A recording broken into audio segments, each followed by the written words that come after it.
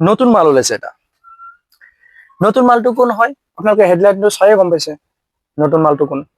নতুন মালটো হল অৰ্ণৱ গোস্বামী। এতিয়ালৈকে আপোনালোকে ভাবনা কৰিব পাৰে অৰ্ণৱ গোস্বামী আপুনি অপমান কিয় কৰি আছে। নহয়, মই অপমান কৰা নাই, যিটো সত্য সেইটোৱে কৈ আছো। মই জুবিন দাক লৈ অভিষেক শৰ্মা, অশোক কুমাৰ পাণ্ডে, ৰবিশ কুমাৰ তেখেতে কথা কৈছে, কিন্তু অৰ্ণৱ গোস্বামী তেওঁ অসমৰ সন্তান হয়। তেওঁৰ জন্মস্থান অসমত। অসমৰ মানুহে ভাবনা কৰি আছে যে অসমৰ গৌৰৱ হয় অৰ্ণৱ গোস্বামী। নহয়, তেওঁ এজন বদমেচ হয়, ডাঙৰ বদমেচ। আজি 20-25 দিন মান হৈ গল অলৰেডি। আপোনালোকে এনেকুৱা এটা নিউজ চেনেল অৰ্ণৱ গোস্বামীৰ চেনেলৰ পৰা শুনিছেনে বাৰু যে জুবিন দাক লৈ কিবা এটা কৈছে? নাই কোৱা, একো কোৱা নাই।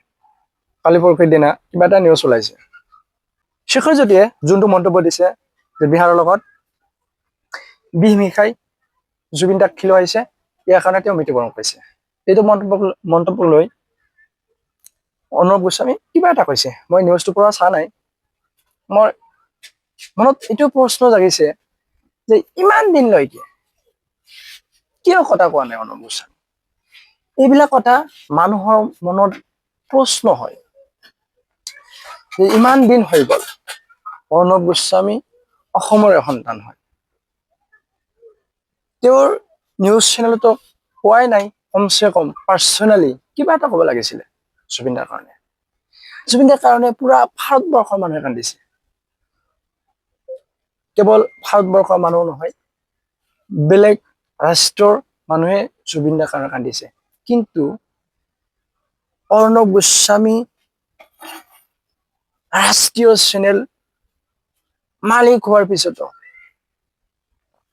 তেওঁৰ চেনেলৰ যোগেদি জুবিন দাৰ কথা আলোচনা নোহোৱাৰ কাৰণটো কি? আচলতে ইয়াৰ ডাঙৰ প্ৰশ্ন জাগে মানুহৰ মনত।